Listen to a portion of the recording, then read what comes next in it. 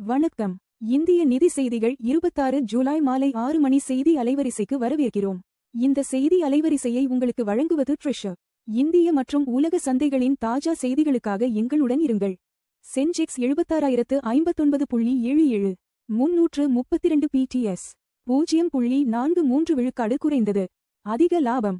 HCL Tech 2.11 விழுக்காடு உயர்ந்தது. அதிக நஷ்டம். பஜாஜ் ஃபைனான்ஸ் 2.60 விழுக்காடு குறைந்தது. நிஃப்டி 50 இன்று 23,767.45 விழுக்காடு ஆக உள்ளது.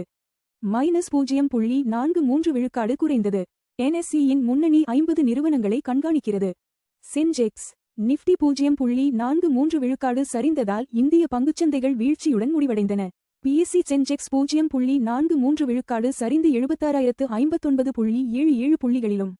NSE நிஃப்டி 50 23,767.45 புள்ளிகளிலும் முடிவடைந்தன. பஜாஜ் ஃபைனான்ஸ் 2.60 விழுக்காடு சரிந்து ரூ.1012.80 ஆகவும். மற்றும் 2.11 விழுக்காடு சரிந்து ரூ.3161.40 ஆகவும் பெரும் இழப்பைச் சந்தித்தன. இந்த வாரம் 11,000 கோடி ரூபாய் திரட்ட 9 நிறுவனங்கள் IPOக்களை தொடங்குகின்றன.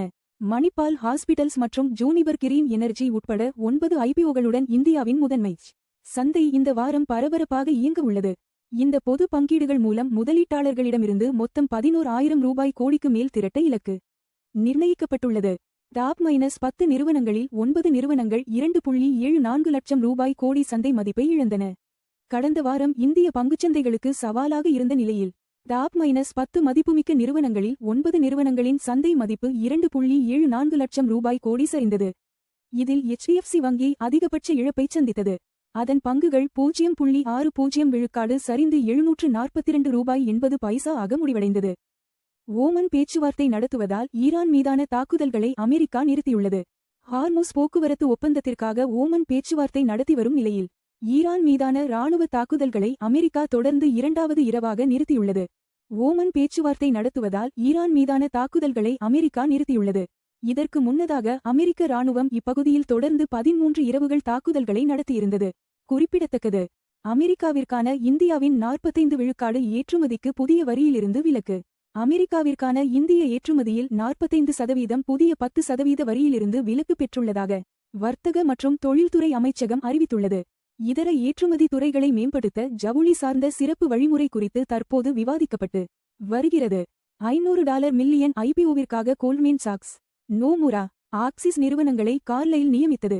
கார்லைல் என்ற தனியார் ஈக்விட்டி நிறுவனம் தனது இந்திய ஆட்டோமோட்டிவ் தளமான ஹைவே ரூபியார் நிறுவனத்தின் $500 மில்லியன் IPOவிற்கான பணிகளை தொடங்கியுள்ளது.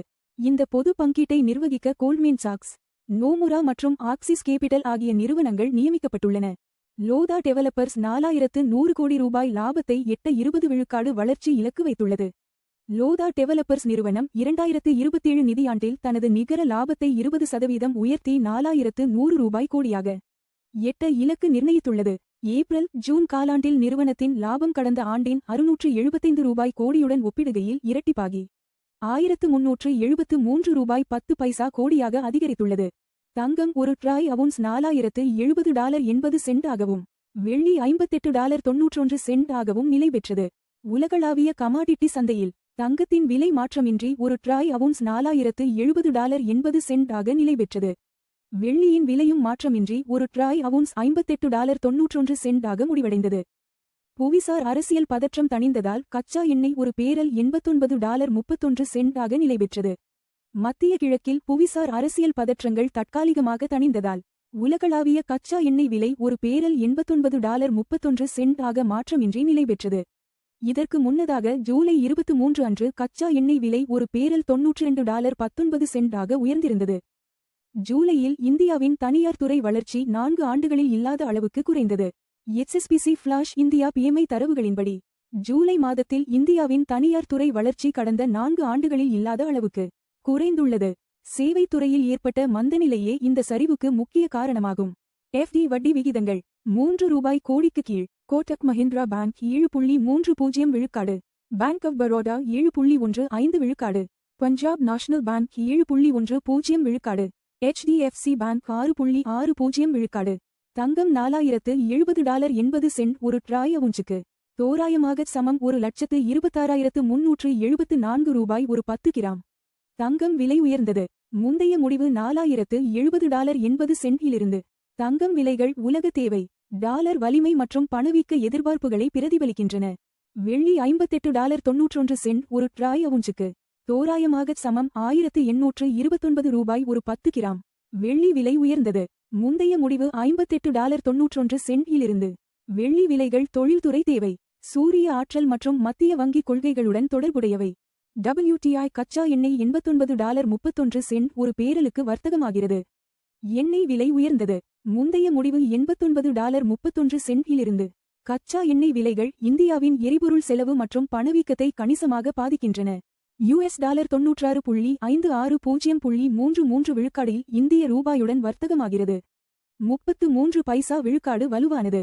முந்தைய முடிவு $96.88 இலிருந்து. பலவீனமான ரூபாய் இறக்குமதி செலவுகளை அதிகரிக்கிறது, ஆனால் ஐடி மற்றும் மருந்து ஏற்றுமதியாளர்களுக்கு பயனளிக்கிறது. LPG சிலிண்டர் விலைகள் முக்கிய நகரங்கள். சென்னை $957.50, $3,106 ரூபாய். பெங்களூரு $944.50, $3,021 ரூபாய். ஹைதராபாத் $994 ரூபாய், $3,191 ரூபாய். ஆந்திர பிரதேசம் $966.50, $3,128 ரூபாய். இந்திய நிதி செய்திகளை பார்த்ததற்கு நன்றி. தினமும் காலை மற்றும் மாலை 6 மணிக்கு எங்கள் செய்திகளை பார்த்துக் கொண்டே இருங்கள். லைக், ஷேர் மற்றும் சப்ஸ்கிரைப் செய்யுங்கள்.